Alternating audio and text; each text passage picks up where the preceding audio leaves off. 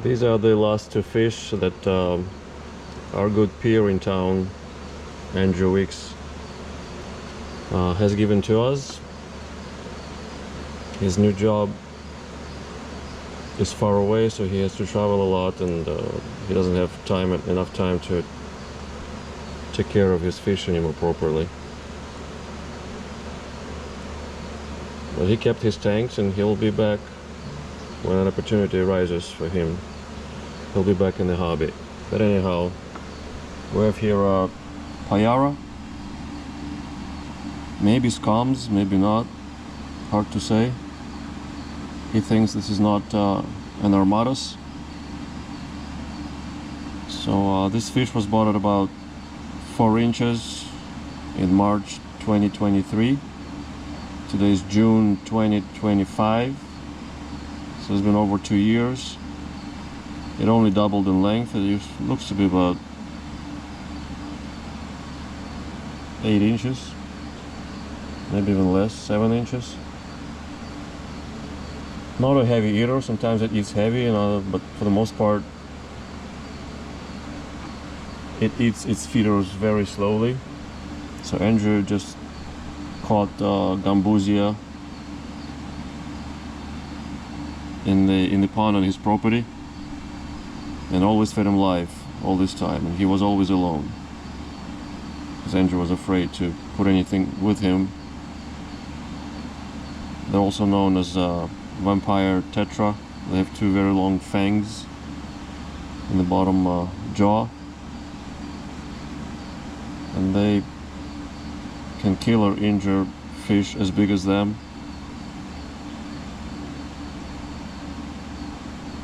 So that's why he never combined with anybody else. Another guy is a little detnoid perch. It looks like silver detnoid, but in the tank it didn't look like silver. It was dark brown on light brown colors. But in the bucket it turned dark gray on lighter gray. But again, I think it's just a Indo-Dat. Again, when I put them in a tank, we'll take a better look. Alright. I took some of the remaining feeders from Drew. They've been there so long. They were giving birth. They were babies. Baby gambusia in the tank.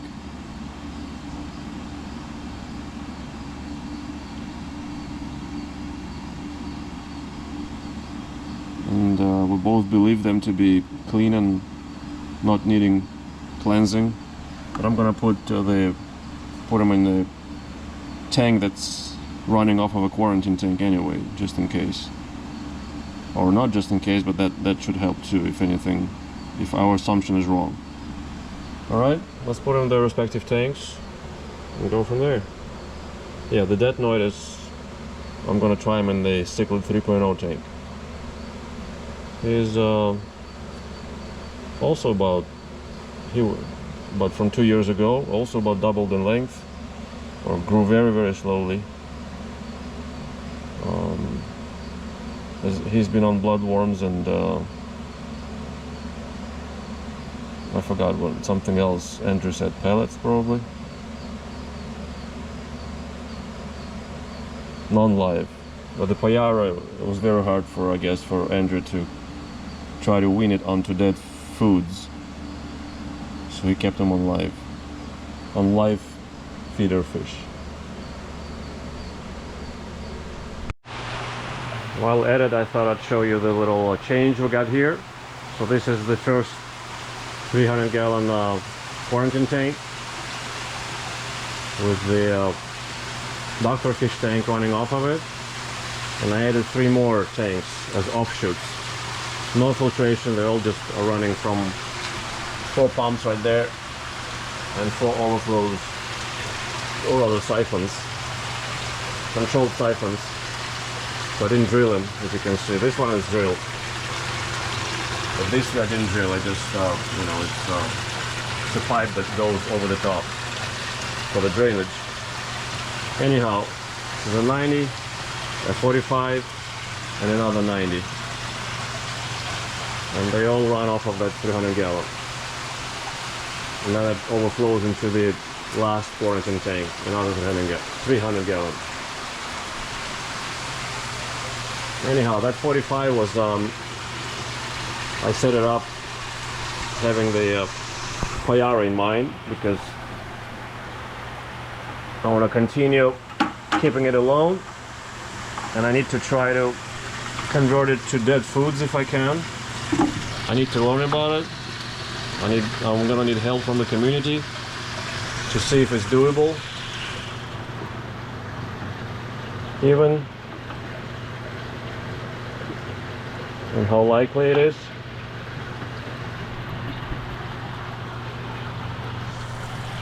Alright, sweetie, there's your new home. All the guppies with you, all the gambusia rather. Oh, one of them jump out. Ho ho ho.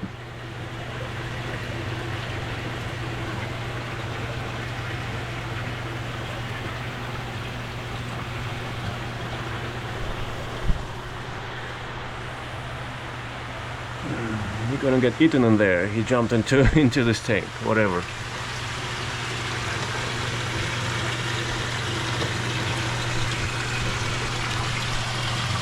I don't know where that guy went. Let's check it out from behind.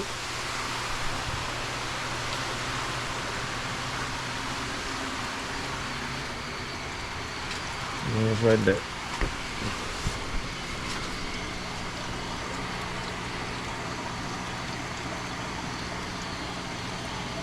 He's a very strange looking fish. Humongous eyes relative to his size.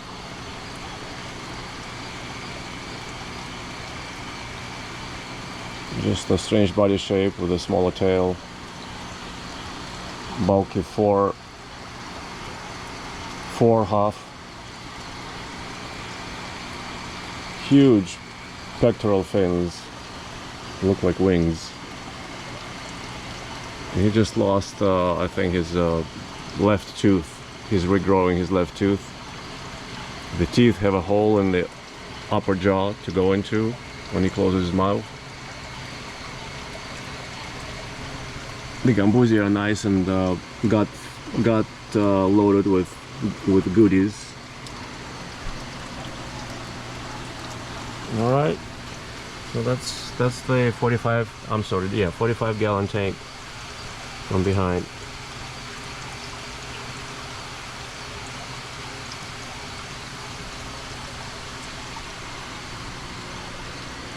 Again, our first ever payara. I'm gonna have to lean heavy on community to teach me about them.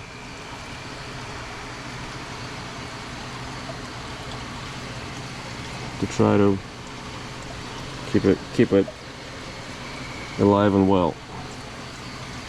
I need to add a cover too because it's a great jumper.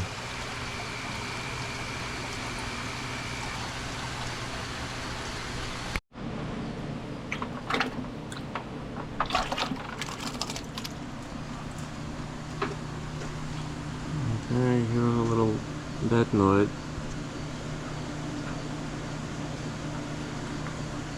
As I said, secret 3.0 tank. He'll probably hide somewhere and spend some time there. It does look very much like silver, the American tiger, which are we had before, and it's proven to be a brackish fish needing a brackish water.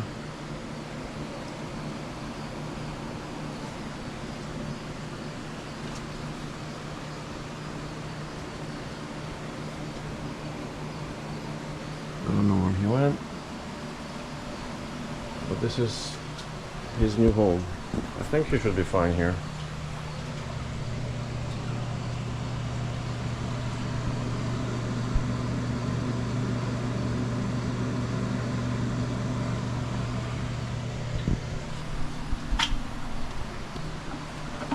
There's a lot of nooks and crannies. for him to hide into it too, so we'll see. Oh, here he is, behind the collar right there.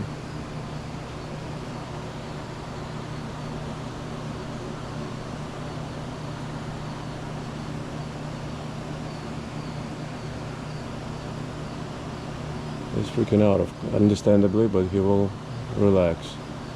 The Maasai are investigating if he's food or not.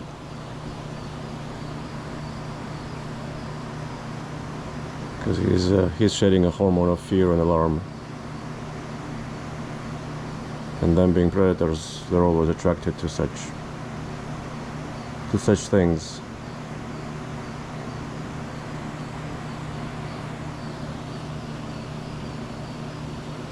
He's in the back. I don't know how well you can see him. Right now he's coming a little closer.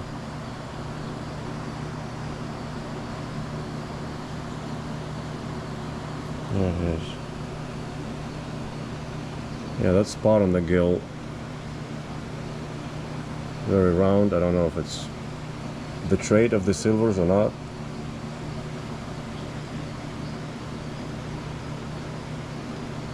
Find yourself on that little hole like that jewel found in that rock over there. Nobody will touch you there, you can relax there.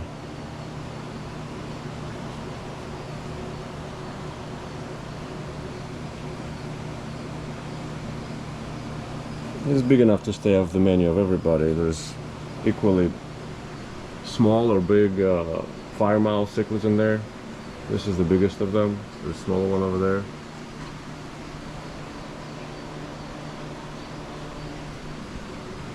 So he should be okay, in terms of the size anyway.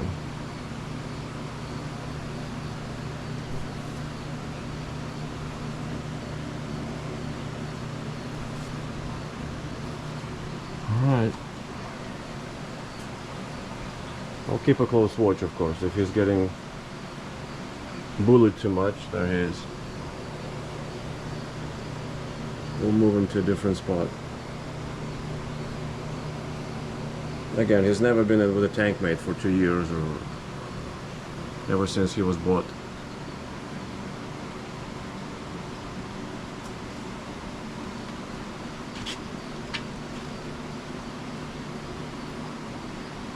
Stupid Maasai, they always give hard times to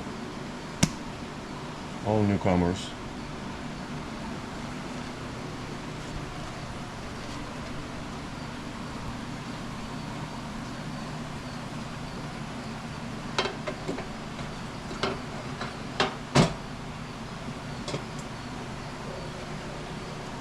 Shouldn't say always, but usually or often.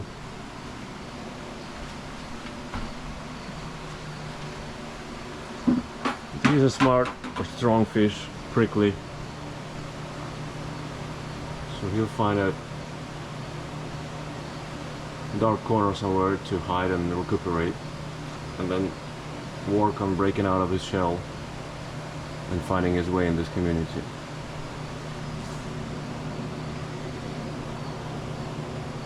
There you are, see? It's gonna be much calmer right here.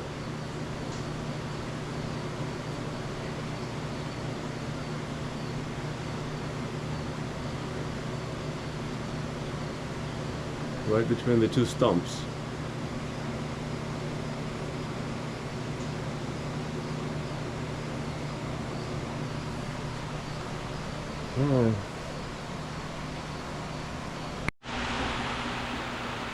This is about a week later. I did end up taking the detinoid out of the tank after about 10 minutes. The Maasai were relentless. I fed them heavy. They let them be for half an hour or whatever, maybe 15 minutes while they were feeding. And they went right back to harassing the little dat. So he didn't suffer any damage, but just was a little shaken because he's been alone all his life. And then he was plopped into a densely populated tank where some tank mates were not friendly to him. Anyhow, so now for now he's in solitary tank right here, the 90 gallon. And then the payara.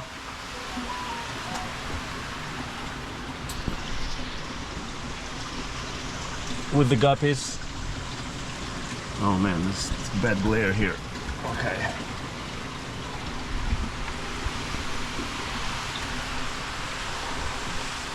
It has been in the 45 gallon from the start. I'm not gonna be able to see it too well because the glare is bad. As Drew said, it seems like half of its swimming is like twitching. Very quick, short motions of the fins and the body. So we'll call them twitch, I guess. And his gambusi is still here too.